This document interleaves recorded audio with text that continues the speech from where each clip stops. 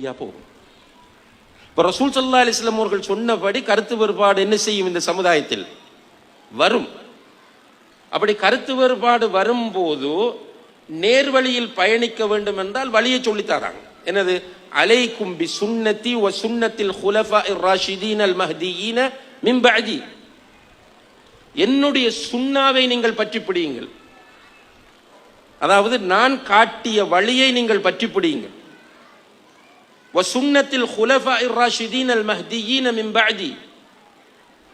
எனக்கு பிறகு நேர்வழி நடந்த கலீஃபாக்கள், முஸ்லிம் உம்மத்தினுடைய ஏகோபித்த கருத்தின்படி நேர்வழி நடந்த கலீஃபாக்கள் எத்தனை பேர்? எத்தனை பேர்? எத்தனை பேர் கலீஃபாக்கள்? எல்லாரும் திமுத்து போயிட்டீங்க. இஷ்டம் கலீஃபாக்கள் எத்தனை பேர்? 4 பேர். யார் யாரு? அபூபக்கர், உமர், உஸ்மான், அலி ரலியல்லாஹு அன்ஹும். இந்த கலீஃபாக்களுடைய சுன்னாவை பற்றி பிடிங்க என்று சொல்லிட்டு இதான் நேர்வழியில பயணிக்கிறதுக்கான வழி. அடுத்தது என்ன சொன்னாங்க? இய்யாக்கும் வ முஹ்தஸாத்தில் உமூர். மார்க்கத்தின் பெயரால் நான் காட்டாத, என்னுடைய நேர்வழி நடந்த கலீஃபாக்கள் செய்யாத புதுமைகள் வரும். நல்லா கவனிச்சு இந்த ஹதீஸை புரிஞ்சு கொண்டீங்கன்னா ராஹத் வரும் மனசு. இப்ப நம்ம எல்லோரும் என்ன கம்ப்ளைண்ட் பண்றோம்?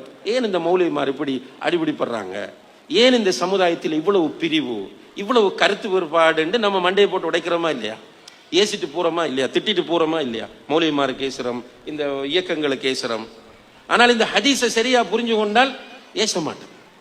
நமக்கு ரசூல் ஸல்லல்லாஹு அலைஹி வஸல்லம் அவர்கள் மீது இன்னும் நம்பிக்கை வரும். இவர் உண்மையிலே வஹீன் அடிப்படையில் தான் பேசி இருக்கிறார்கள் என்கிற உறுதி வரும். அவங்க சொல்றாங்க, இப்ப நான் மூத்தானத்துக்கு பிறகு நிறைய கருத்து வேறுபாடுகள் வரும், பித்அத்துக்களும் வரும்.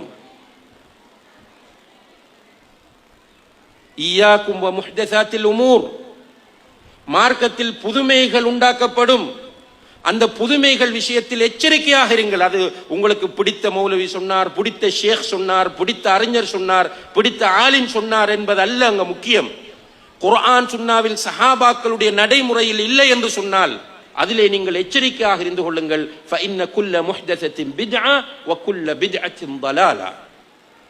புதுமைகள் எல்லாம் பித்அத்துக்கள், பித்அத்துக்கள் எல்லாம் வழிகேடு. அதே போல இன்னும் ஒரு ஹதீஸ்ல சொன்னார்கள், யூதர்கள் 71 பிரிவாக பிரிந்தார்கள், கிறிஸ்தவர்கள் 72ஆக பிரிந்தார்கள். சதஃப்தரிகு உம்மதி அலா 73 ஃபிர்கா. என்னுடைய சமுதாயம் 73ஆக பிரியும். குல்லுஹா ஃபின்னார் இல்லா வாஹிதா. அல்லாஹ் அக்பர். அந்த 73 எல்லாம் நரகம் போகும், ஒன்றை தவிர என்று சொன்னாங்க. அப்ப சஹாபாக்கள் கேட்கிறார்கள், மன்ஹும் யா ரசூலல்லாஹ்? அந்த சுவர்க்கத்திற்கு போகக்கூடிய நேர்வழியில் இருக்கிற கூட்டம் யார் என்று கேட்டபோது, மா அன அலைஹில் யௌம வ அஸ்ஹாபி. இந்த வாசகங்கள்ல வித்தியாசமான பல வாசகங்கள் வருகிறது. இன்று நானும் என்னுடைய தோழர்களும் எந்த வழியில் இருக்கிறோமோ அந்த வழியில் இருப்பவர்கள்.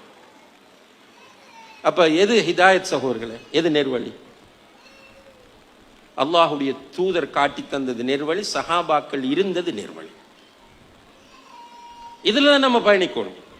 ஒவ்வொருவரும் கொண்டு வந்து தரக்கூடிய லாஜிக்குகள், கதைகள், கற்பனைகள், அப்படி நடந்தது, இப்படி நடந்தது, அவர் தூங்காமல் இருந்தார், இவர் சாப்பிடாமல் இருந்தார், அவர் உயிர்ப்பித்தார், இவர் மரணிக்க செய்தார் என்றெல்லாம் வந்தால் அது நம்ம புரியணும். இப்படி ஒரு நிலை கிடையாது மார்க்கத்தில். இது ஒரு வழிகேடு. இந்த அடிப்படையில் கருத்து வேறுபாடுகளும் வழிகேடுகளும் இந்த சமுதாயத்தில் வரும் என்று அல்லாஹுடைய தூதர் முன்னறிவிப்பு செய்ததனால் தான் இவ்வளவு வழிகேட்டை இன்றைக்கு நம்ம பார்க்கிறோம். இந்த வழிகேட்டை புதினம் பார்க்கிறவர்களாக நாம் இருக்கக்கூடாது, முதல் விஷயம். இரண்டாவது, சும்மா குறை சொல்லிட்டு இருக்கிறவங்களாகவும் இருக்கக்கூடாது.